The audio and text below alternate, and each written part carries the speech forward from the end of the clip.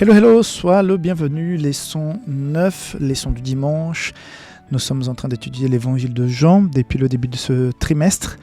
Et voilà, cette semaine, nous parlons d'un concept, c'est la présence et la mission de restauration de Dieu en Jésus pour toute l'humanité et sa façon de se révéler, la transformation que nous pouvons vivre grâce à l'acceptation du message et de la venue de Jésus, son sacrifice, et les conséquences qui vont avec, que ce soit positives ou à quelque part négatives, de l'acceptation ou pas de cette invitation. Voici en résumé ce qui nous attend cette semaine.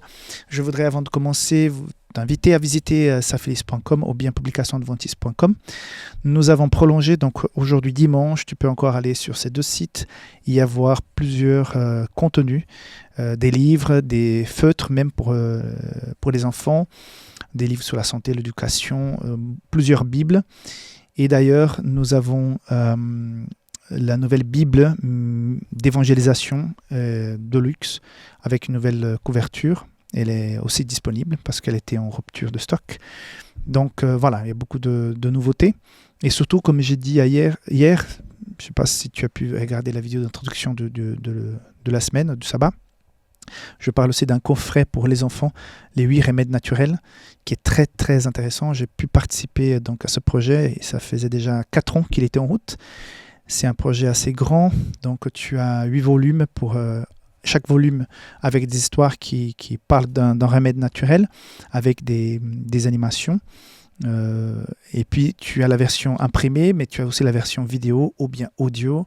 Il y a aussi des puzzles, il y a une recette, il y a pas mal de choses dans de ce coffret. Donc spécifiquement pour les enfants, la qualité est excellente. Donc je t'invite à jeter un coup d'œil. Tu vas dans la section enfants, les 8 remèdes naturels, c'est un coffret. Et profitez parce que 2 fois par an, Safelis fait tout beaucoup moins cher. Donc je t'invite à y jeter un coup d'œil. Passons donc à la leçon d'aujourd'hui. Donc la leçon d'aujourd'hui, le titre, c'est « En elle était la vie ». Donc il y a énormément de versets bibliques qui sont proposés. Je vais m'arrêter sur Jean 3 du verset 14 jusqu'au 16. « Et comme Moïse leva le serpent dans le désert, il faut de même que le Fils de l'homme soit élevé, afin que quiconque croit en lui ait la vie éternelle. Car Dieu a tant aimé le monde qu'il a donné son Fils unique, afin que quiconque croit en lui ne périsse point, mais qu'il ait la vie éternelle. » L'objectif premier de la venue de Jésus, c'est que je pense que Dieu, imagine-toi quand tu désires construire quelque chose, bâtir une maison.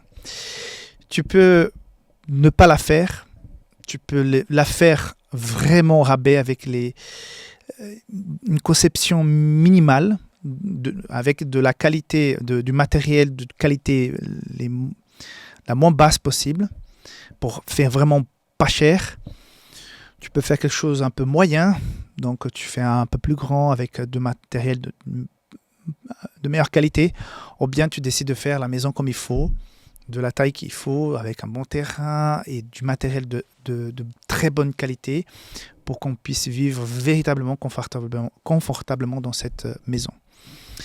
La tendance humaine, c'est toujours, et on voit un peu partout dans le monde, parfois des gens commandent une construction, une maison, un ouvrage, et parfois on va découvrir plus tard que les matériaux n'étaient pas bons, la conception n'était pas bonne, la façon comme ça a été construit n'est pas correcte, et on a quelque chose qu'on a investi, mais pas pleinement, et finalement on n'est pas content. Donc on a dépensé de l'argent, mais finalement on n'est pas content. Je pense que dans le projet du salut de l'être humain, il y a tellement d'amour, il y a tellement nous sommes, entre guillemets, une œuvre d'art qui est sortie de la main du Maître. Je pense que toutes les créatures créées par Dieu sont magnifiques, mais je crois qu'il y a quelque chose de spécial concernant la création de l'être humain. raison pour laquelle je pense aussi, comme nous connaissons tous, cette envie de la part de Lucifer d'y faire partie et le début de ce sentiment, qui est un mystère, la naissance de ce sentiment maléfique dans son cœur. Mais je pense que nous sommes l'œuvre, une œuvre exceptionnelle qui est sortie d'entre les mains de Dieu.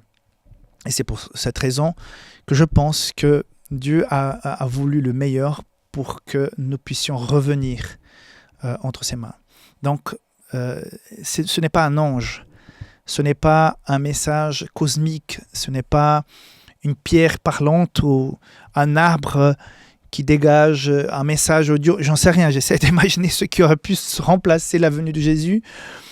Que sais-je, c'est Dieu lui-même qui est venu nous rechercher, nous restaurer. Donc, c'est pas de la démesure, c'est pas du matériel de mauvaise qualité, c'est Dieu lui-même. Ce Dieu je suis s'est révélé en Jésus. Quand on a vu Jésus, Jésus a touché cette terre, c'est Dieu lui-même qui a touché cette terre, une terre contaminée par le péché. Et tout ça pourquoi ? Pour nous donner ce que nous avions perdu par cette disgrâce qui était le péché, qui est rentré dans notre histoire. Mais voilà, c'est comme la personne qui décide de faire quelque chose, mais comme il faut. Peu importe le prix, nous allons mettre l'argent qu'il faut pour que cette bâtisse soit la meilleure, la plus confortable, la plus jolie, la plus parfaite possible.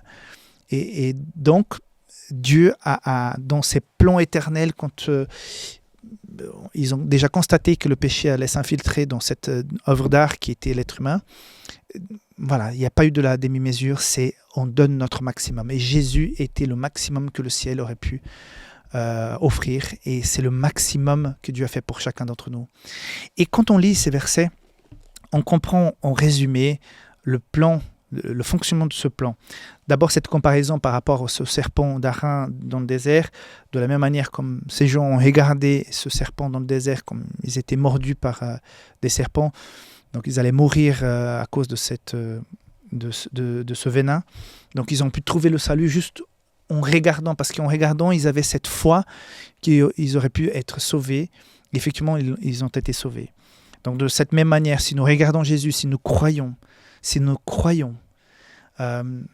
n'est pas qu'ils ont pu toucher le serpent d'Aaron, c'est pas un passe magique d'Aaron avec ce serpent en métal, c'était juste regarder et croire.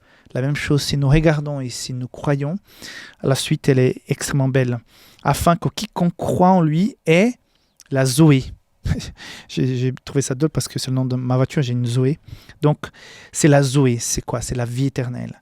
Car Dieu a tant aimé le monde qu'il a donné son Fils unique afin que quiconque croit en lui ne périsse point, mais qu'il ait la Zoé, la vie éternelle. Donc c'est le maximum qui a été fait pour nous. C'est Dieu lui-même qui s'est révélé en Jésus. Et donc cette vie, elle est abondante, elle est forte. Et ça me fait penser à Jean, justement.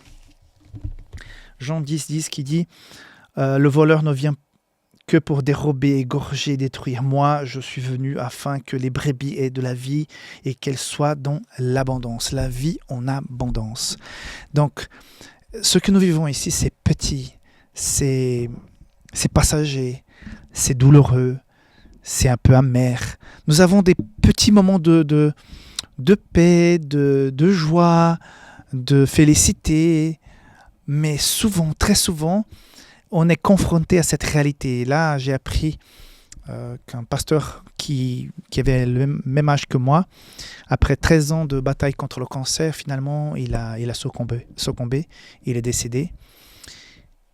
Et je dis, mais pourquoi, à quoi bon sa mort ?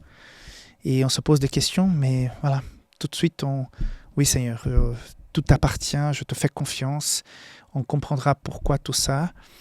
On aurait voulu qu'il reste encore 20, 25 ans, 30 ans pour qu'il puisse accomplir sa vie, aller jusqu'au bout comme on aurait voulu. Et même cette vie de 80, 90 ans, 100 ans, si on a de la chance, même une vie à 100 ans, elle est injuste parce que c'est trop peu. On pourrait vivre davantage, Mais non, la vraie vie, la Zoé, c'est pas celle-ci. C'est ça qui doit nous réconforter. Quand c'est quelqu'un de distant, on reste un peu... Ouais, ça ne me touche pas, mais plus la mort se rapproche de nous, plus nous sommes touchés par cette dure réalité. Nous sommes de passage. Et le plus important, c'est ça, cette décision. Il y a eu cette révélation en Jésus, du salut, de l'amour de Dieu pour nous. Il faut la saisir. Et je suis venu pour que vous puissiez avoir la Zoé en abondance. Et la Zoé, ce n'est pas cette vie ici. La Zoé en abondance, c'est celle qui nous était réservée au ciel. Et donc, cette semaine, l'invitation pour toi, c'est que tu prennes conscience que notre vie est courte, passagère, fragile, et que d'un moment à l'autre, tout s'arrête. Mais le plus important, c'est que tu puisses accepter dans ta vie la Zoé, la vie éternelle en Jésus. Amen. On se voit demain. Bye bye.